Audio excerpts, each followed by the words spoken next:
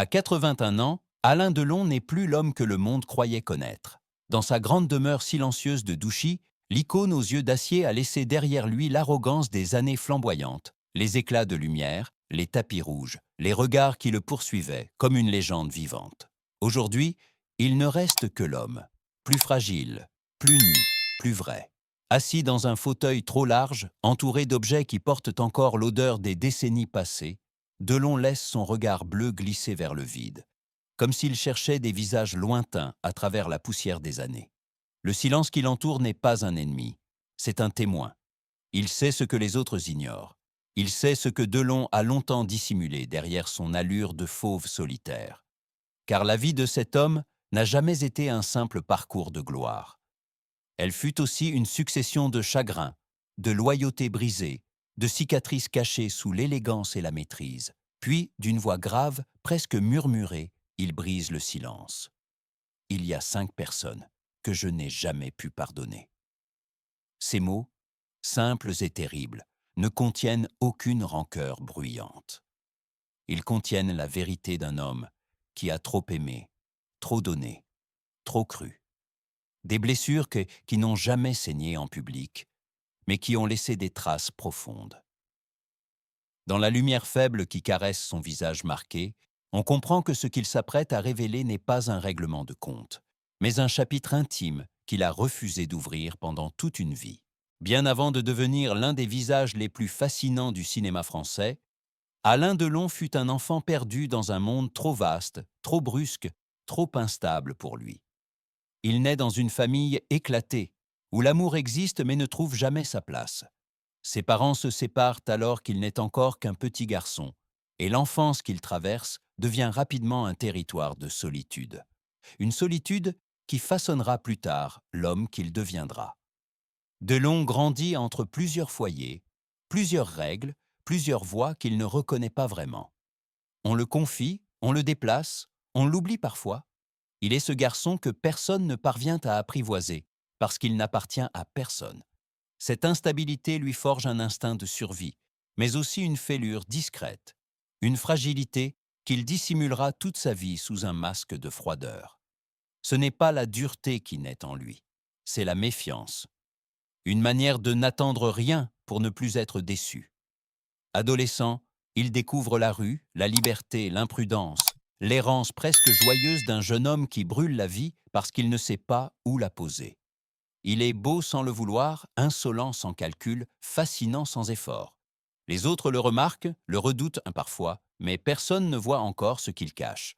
Un enfant blessé qui cherche un foyer intérieur. Le cinéma arrive comme un accident. Une rencontre, un regard, un potentiel brut que certains flairent immédiatement.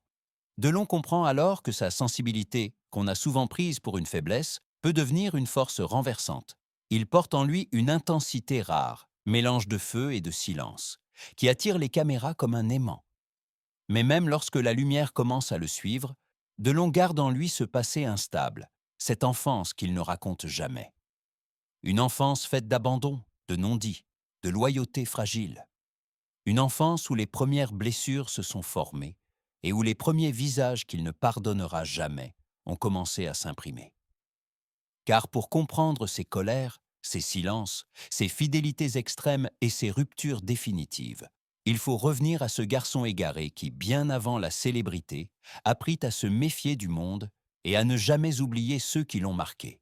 Si l'enfance d'Alain Delon fut une succession de brèches et de déplacements, son ascension, elle, fut un vertige, un de ces élans qui surprennent les autres autant que celui qui les vit.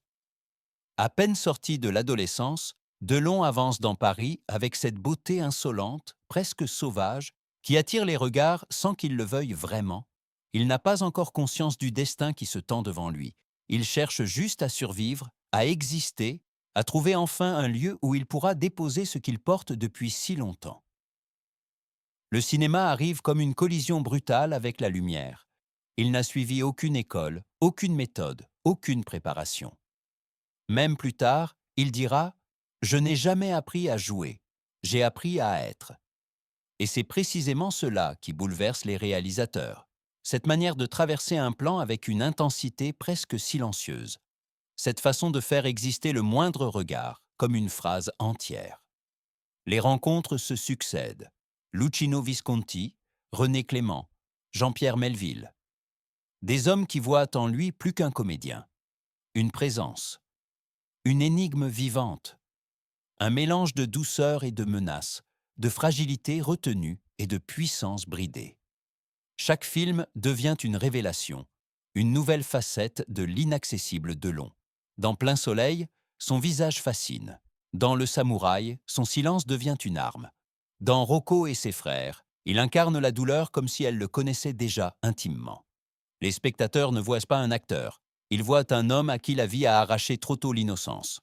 Ce n'est pas un rôle qu'il joue, c'est un miroir de sa fêlure intérieure. Et cette sincérité brute le propulse à une altitude rare, presque irréelle.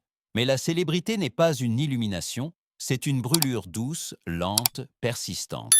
Delon découvre la solitude paradoxale des êtres trop admirés. Plus ils brillent, plus ils s'isolent. Les amitiés deviennent floues, les intentions douteuses, les fidélités fragiles.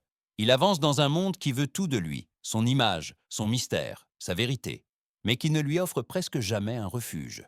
Il devient l'homme que la France regarde, l'icône, le mythe, le fauve, comme certains l'appellent. Mais derrière les caméras, Delon reste ce garçon blessé, méfiant, lucide. Il sait que la lumière attire les ombres, et il sent déjà que certaines de ces ombres ont un visage, des visages qu'il croise sans méfiance, mais qui laisseront bientôt des traces impossibles à effacer. Au sommet de sa gloire, alors que tout le monde pense qu'il a enfin trouvé sa place, Delon comprend au contraire ceci. La hauteur ne protège pas. Elle amplifie, elle révèle, elle expose. Et c'est dans cette zone, entre lumière éclatante et vertige intérieur, que naîtront les premières cicatrices profondes, celles qui ouvriront la porte aux 5 personnes qu'il ne pardonnera jamais. Au sommet de sa gloire, Alain Delon n'est plus seulement un acteur, il est devenu un symbole, un visage, un mythe vivant. Mais c'est précisément à ce moment-là, alors que tout semble briller autour de lui, que les premières ruptures profondes viennent entailler sa vie. Non pas des tempêtes visibles, non pas des drames publics, mais des blessures silencieuses, plus fines, plus personnelles, qui façonnent un homme bien plus que la célébrité ne le fera jamais. La première rupture est celle de la confiance. Delon, malgré sa carapace légendaire, a longtemps offert sa loyauté à ceux qu'il croyait proches. Mais la célébrité attire autant les masques que les amis sincères. Un homme en qui il avait placé une confiance presque fraternelle profita un jour de son nom et de son image pour servir ses propres intérêts. Une trahison sans éclat, mais d'autant plus cruelle qu'elle venait d'un visage familier. Delon comprit alors que dans son monde, la loyauté était un luxe rare et qu'il ne pourrait plus la donner sans prudence. La deuxième rupture touche son cœur. Dans une relation amoureuse qui aurait pu l'apaiser, il découvre que la personne à qui il s'était ouvert ne voyait en lui qu'un personnage public, une légende à dompter plutôt qu'un homme à comprendre. Il s'était montré vulnérable, sincère, presque tendre. Mais cette vulnérabilité fut accueillie par l'indifférence, parfois même par le mépris. Cette expérience laisse en lui une marque profonde, celle de n'être aimé que pour ce qu'il représente, jamais pour ce qu'il est. La troisième rupture arrive du milieu du cinéma lui-même. Un réalisateur qu'il admirait, avec qui il pensait partager une vision commune, s'éloigne soudainement, sans explication. Leur collaboration, autrefois prometteuse, devient froide, distante, presque hostile. Delon ne comprendra jamais vraiment ce qui s'est passé. Mais cet abandon discret et brutal laissera une ombre durable dans son regard. Enfin, une rupture plus intime, plus sourde, celle avec lui-même. Le temps qui passe, les responsabilités, les souvenirs, la fatigue intérieure. Delon réalise qu'il a négligé une partie essentielle de son âme, celle du garçon qu'il fut jadis, trop fragile pour ce monde. Cette prise de conscience lui fait plus mal que toutes les trahisons combinées. Et dans ce labyrinthe de blessures, les 5 visages qu'il ne pardonnera jamais commencent lentement à prendre forme. Quand Alain Delon accepte enfin de parler des 5 personnes qu'il n'a jamais pu pardonner, il ne le fait ni avec colère, ni avec fracas. Il parle comme un homme qui a porté trop longtemps des cicatrices invisibles et qui, à 81 ans, trouve enfin la force d'ouvrir les portes de sa mémoire. Ces 5 visages ne sont pas des ennemis, ce sont des fractures, des empreintes, des ombres inscrites dans sa vie comme des souvenirs impossibles à effacer. Celui qui a trahi sa confiance au moment où il en avait le plus besoin. Au début de sa carrière, Delon s'entoure de quelques hommes qu'il croit fidèles. Parmi eux, un ami très proche, presque un frère. Delon lui confia ses doutes, ses fragilités, son besoin de loyauté. Mais un jour, cet homme trahit son amitié pour obtenir un avantage personnel dans l'industrie du cinéma. Il utilisa le nom de Delon pour se hisser à un niveau qu'il n'aurait jamais pu atteindre seul. La trahison n'a jamais été publique, elle a été intime, et c'est précisément pour cela qu'elle fut dévastatrice. Delon déclara plus tard, presque dans un souffle, « Ce qui vient de l'extérieur, on peut l'oublier. Ce qui vient de trop près, on ne s'en remet jamais vraiment. » Celle qui a brisé son cœur en ne voyant que l'icône, jamais l'homme Delon a aimé comme on aime quand on porte une blessure d'enfance. Trop fort, trop profondément, trop sincèrement. Une femme entra dans sa vie et l'illumina pendant un temps. Il se montra fragile, ouvert, presque tendre. Mais cette femme ne vit en lui qu'une légende, un nom, une carrière. Elle ne vit jamais l'homme derrière le mythe. Dans les moments où il avait besoin d'être compris, elle resta distante, froide. Puis elle partit, laissant derrière elle un silence terrible. Delon ne lui en voulut pas d'être parti. Il lui en voulut de n'avoir jamais essayé de comprendre son âme. Elle aimait Alain Delon, mais elle n'a jamais aimé Alain, murmura-t-il un jour. Celui du milieu, le réalisateur qui l'a effacé sans un seul mot. Parmi les blessures les plus douloureuses, il y a celle-ci. Un réalisateur qu'il admirait profondément lui avait promis un rôle important, une œuvre qu'ils devaient construire ensemble. Delon s'investit totalement, comme il savait le faire, intensément, viscéralement. Puis, sans l'avoir vu venir, il fut remplacé, sans explication, sans justification. Juste un message court. C'est le métier. Ces 3 mots furent comme une lame froide. Delon n'a jamais oublié ce regard détourné, cette manière de le rayer d'un projet qu'il portait déjà dans sa chair. Ce n'était pas la perte du rôle qui le blessa, mais l'indifférence. Celui qui profita de sa générosité pour s'approprier une part de sa vie, Delon a toujours été généreux, parfois trop. Pour aider un homme qu'il considérait comme un ami, il ouvrit ses portes, son cœur, parfois même son portefeuille. Mais cet homme profita de cette générosité pour manipuler, détourner, exploiter. Ce n'était pas une trahison retentissante, mais une érosion lente, une prise de pouvoir invisible. Lorsque Delon réalisa ce qui s'était passé, le mal était fait. Cette blessure-là ne venait pas de la violence, mais de l'ingratitude. Et Delon ne pardonne jamais l'ingratitude. Le visage le plus difficile, le sien. Le dernier visage est celui qu'il n'a longtemps pas osé regarder. Le sien. L'homme qui a parfois laissé les blessures guider sa vie. L'homme qui a été dur pour ne plus avoir mal. Qui a fermé des portes trop tôt. Qui a aimé maladroitement. Qui a refusé de demander pardon par orgueil. Qui a perdu des êtres chers parce qu'il n'a jamais su dire « reste ». Delon sait que certaines douleurs ne viennent pas des autres, mais de ses propres silences. Il porte ce 5e visage comme une ombre fidèle. Et c'est peut-être celui qu'il lui est le plus difficile de pardonner. Au moment où il finit de parler, la pièce semble plus lourde, plus vraie.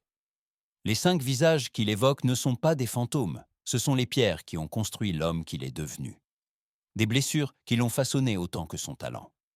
Et dans le reflet de ses yeux bleus, on comprend soudain que le pardon, pour Alain Delon, n'a jamais été une destination, mais une bataille intérieure qu'il mène encore.